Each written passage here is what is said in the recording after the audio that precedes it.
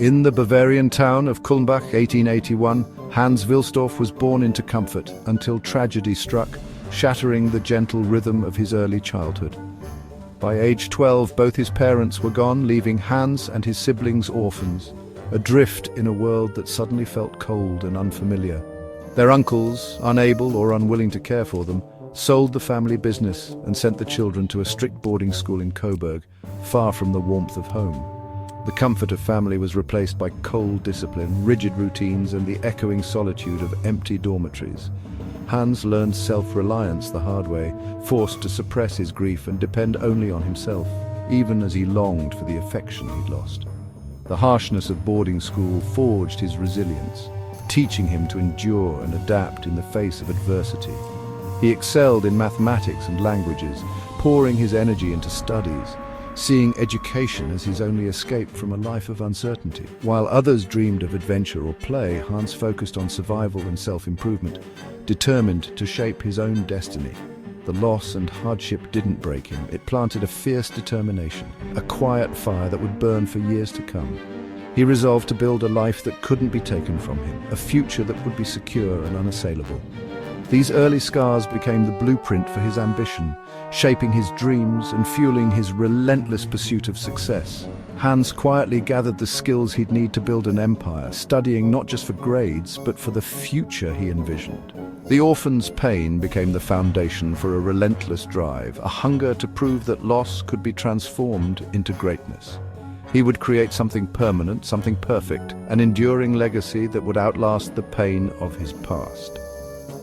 The story of Rolex began with a boy who lost everything, but refused to be defined by loss. Instead, he chose to define himself by what he would build. At just 19 years old, Hans Wilsdorf made the life-altering decision to leave Germany behind, searching for a future unburdened by the shadows of his past and the limitations of his homeland. He arrived in La Chaux-de-Fonds, Switzerland, a city renowned as the beating heart of watchmaking, where he quickly found work with a respected watch exporter, immersing himself in a world of precision and innovation. Fascinated by the meticulous art of horology, Hans eagerly absorbed every detail of the craft, learning from master watchmakers and observing the intricate process that brought timepieces to life. He soon noticed that wristwatches, especially for men, were dismissed as fragile novelties, unreliable and unfashionable, seen as little more than passing fads. But Hans saw something different. He envisioned a robust, precise wristwatch that could withstand daily life, a timepiece for everyone, not just a select few. In 1903, driven by ambition and a bold vision, he moved to London, the bustling centre of global commerce, carrying little more than determination and a handful of savings. Navigating a new city and an unfamiliar language, Hans worked for another watch company, learning the market's needs and adapting to the challenges of a foreign land.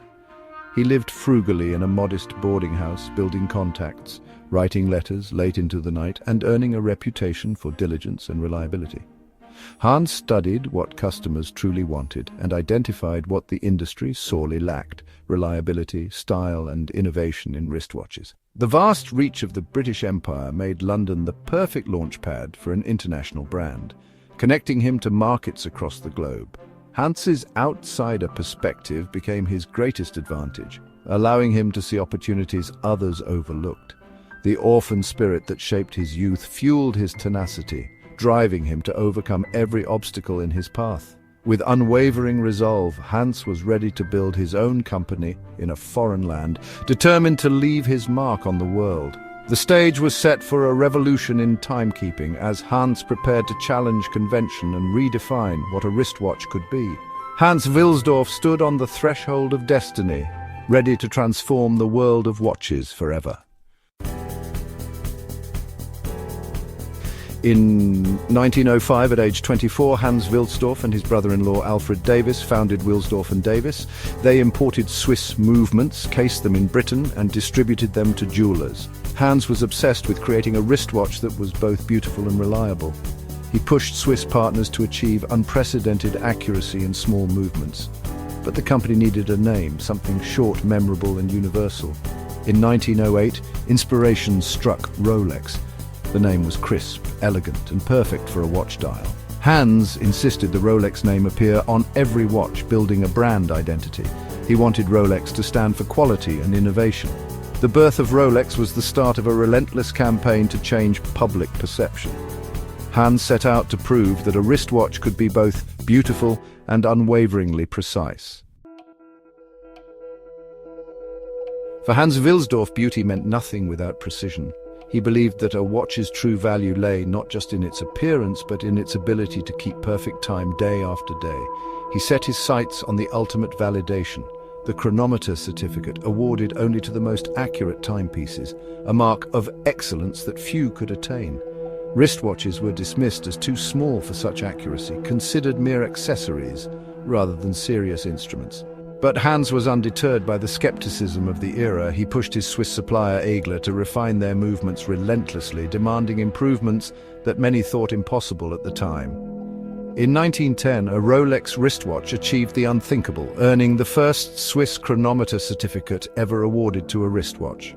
But Hans wanted more: certification from London's Kew Observatory, the toughest and most respected test of all, where only the finest marine chronometers had succeeded.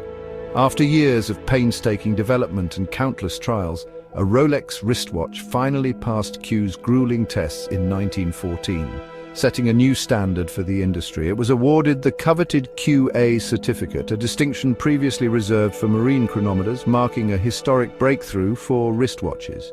Hans had silenced the skeptics and proved that the wristwatch could rival the precision of the best timepieces in the world. The wristwatch was no longer a novelty. It was now recognized as a scientific instrument trusted by professionals and pioneers alike. Rolex's reputation for precision was firmly established, setting it apart from all competitors and inspiring a new era in watchmaking. Hans's relentless pursuit of accuracy became the brand's foundation, shaping every watch that bore the Rolex name. The legend of Rolex was born from a refusal to accept limits, a spirit of innovation that continues to drive the brand forward. Precision was now synonymous with the name Rolex, forever changing the world's expectations of what a wristwatch could achieve. Precision conquered, Hans Wilsdorf set his sights on a new enemy: the elements. Dust and moisture threatened every watch's accuracy. Hans dreamed of a perfectly sealed case, an oyster shell for the wrist. Years of experimentation led to the 1926 launch of the Rolex Oyster, the world's first waterproof wristwatch. Its screw-down bezel, case back, and crown created a hermetic seal. To prove its power, Hans gave swimmer Mercedes Gleitzer a Rolex Oyster for her English Channel attempt in 1927. After over 10 hours in icy water, the watch emerged, ticking perfectly. Hans seized the moment, taking out a full-page ad in the Daily Mail. The Oyster's triumph was complete. Rolex was now not just precise, but invincible. The world saw a watch that could defy the elements. Hans's vision had changed what a wristwatch could be. As Rolex rose, the world plunged into crisis: the Great Depression and World War II. Luxury seemed doomed, but Hans Wilsdorf's resilience prevailed. During World War II, he offered Allied POWs Rolex watches, payable only after the war. This act of trust forged a powerful bond between Rolex and a generation of servicemen. The Rolex Oyster even played a role in the legendary Great Escape. After the war, Rolex's reputation for durability and integrity soared. Hans turned adversity into opportunity, deepening the brand's identity. Rolex became a symbol of hope, courage, and endurance. The company emerged stronger, its legend growing. Like its watches, Rolex proved built to last. Hans's leadership ensured the brand thrived in peace and turmoil alike. In the post-war boom, Rolex evolved from tool to icon.